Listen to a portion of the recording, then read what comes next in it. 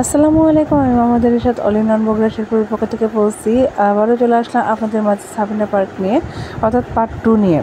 তো গত ভিডিওতে অবশ্যই দেখেছেন যে আমরা সাবিনা পার্কে কীভাবে ঢুকেছি এবং আশপাশের যে পরিবেশটা সবাইকে দেখিয়েছি। তো এখানে অনেক রাইড আছে। তো এই রাইডটা এখনও চালু করা হয়নি। যাই হোক, কবে চালু করা হবে তা তো জানি না। তো আমরা হাঁটতে মানে দেখছিলাম আর যাচ্ছিলাম আর কি। আমি আর মাশরাফি বাবু যাচ্ছি, আর পিছন থেকে আপু তো ভিডিও করতেছে, যেটা তার কাজ আর কি। তো অনেক দূরে এটা ছিল হচ্ছে জাহাজের মতো একটা দ্বীপ। তো এটা হচ্ছে সাবিনা পার্কের নাকি মধ্যমণি। যাই হোক, আমরা এখানে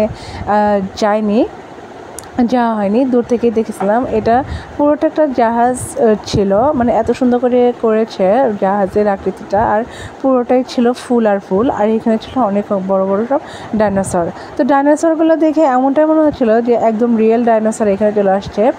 মানে আর এই ঝর্ণাটা এত সুন্দর করে করেছে দেখে মনে হচ্ছিলো যে হচ্ছে একটা রিয়েল ঝর্ণা। তো যাই হোক, ফুলগুলো মানে ফুল গাছগুলো থরে সাজানো। আর এখানে ছিল সাফিনা পার্ক অ্যান্ড রিসোর্ট। তো কি বলবো, অনেক সুন্দর জায়গা ছিল। যারা জানি অবশ্যই গিয়ে দেখে আসবেন, শুধু আমাদের ভিডিওতে বা আমাদের কথাতে নয়, আপনারা গিয়ে দেখে আসতে পারেন। আর যারা গিয়েছিলেন আমাদের মতো যারা গিয়েছিলেন অবশ্যই জানবেন কতটা সুন্দর। তো মাশরাফি বাবুর এখানে ফটোশ্যুট চলতেছিল, আর দূর থেকে আপনাদেরকে দেখাচ্ছিলাম সাফিনা পার্ক অ্যান্ড রিসোর্টটা। তো এইখানে অনেক রাইড ছিল, তার মধ্যে এটা ছিল হচ্ছে বাইক রেস। তো মাশরাফি বাবু এখানে উঠেছে, দেখতেই পারছেন। তো এইখানে যেটা হয়েছে আর কি, তো কিছু বাবু নেমে যাচ্ছে আর কিছু উঠেছে। তো এটা নিজেদের থেকে নয়, এটা সম্পূর্ণই হচ্ছে ইলেকট্রিকভাবে ঘোরানো।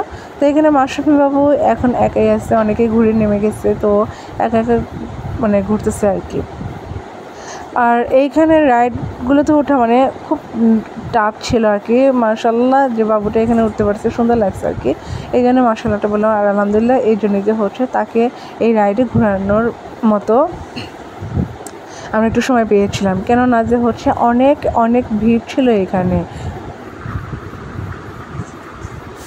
তো ও শুধু এটাতে নয়, আরও অনেক কিছুতে উঠেছে। সম্পূর্ণ তো আর দেখানো মানে সম্ভব হয়নি, তবে একটু করে দেখানোর চেষ্টা করব। এটা হচ্ছে পার্ট 2তে যেটা মানে যতটুকু দেখানো সম্ভব হয়েছে ততটুকুই দেখাচ্ছিলাম আর কি।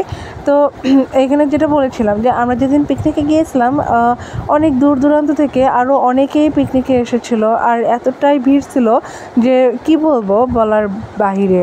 তবুও মাশাআল্লাহ অনেক ভালো লেগেছে।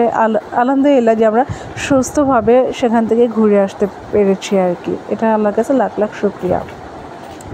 তো মাঝে যেটা হয় আর কি, বাচ্চাদেরকে বিনোদন দিলে তাদের মন মানসিকতা অনেক ভালো হয় এবং মনের একটু চেঞ্জ আসে, মানে পরিবর্তন আসে, এটাই আর কি।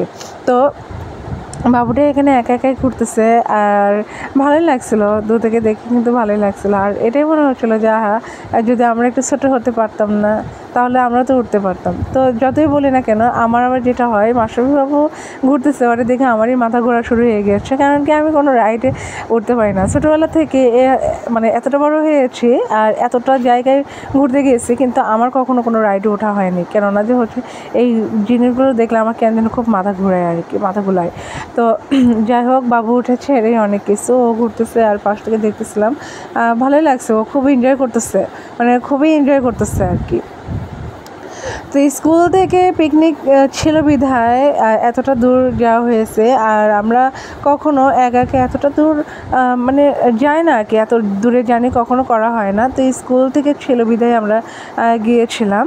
আর যেটা হয় আর কি, ফ্যামিলি ট্যুর হবে ইনশাল্লাহ। অনেকেই তো জানেন যে ভাইয়া দেশে বাইরে আছে, আর মানে মাশরাফির আব্বু আসলে অবশ্যই আমরা হচ্ছে ফ্যামিলি ট্যুরে যাব, অনেক দূরে যাব আর কি ইনশাল্লাহ। মানুষটাকে আল্লাহ তাআলা সুস্থভাবে নিয়ে আসুক, তো অনেক ঘোরাঘুরি হবে, সেই ভিডিওগুলো আপনারা দেখতে পারবেন। তো আজকে ভিডিও সবার কাছে কেমন লেগেছে অবশ্যই সেটা কমেন্টস বক্সে জানাবেন। আর অবশ্যই যারা নতুন আছেন চ্যানেলটাকে সাবস্ক্রাইব করে পাশে থাকবেন, বেল আইকনটাকে অল করে রাখবেন। আর ভিডিওটা কেমন লেগেছে অবশ্যই সেটা কমেন্টস করে জানাবেন। আর যারা আমাদের ফ্যামিলি মেম্বার্স হয়ে আছেন তাদেরকে উদ্দেশ্য করে বলছি, অবশ্যই আপনারা একটা লাইক দিয়ে যাবেন আর বেশি কমেন্টস করবেন। তো সবাই ভালো থাকবেন, সুস্থ থাকবেন, আল্লাহ।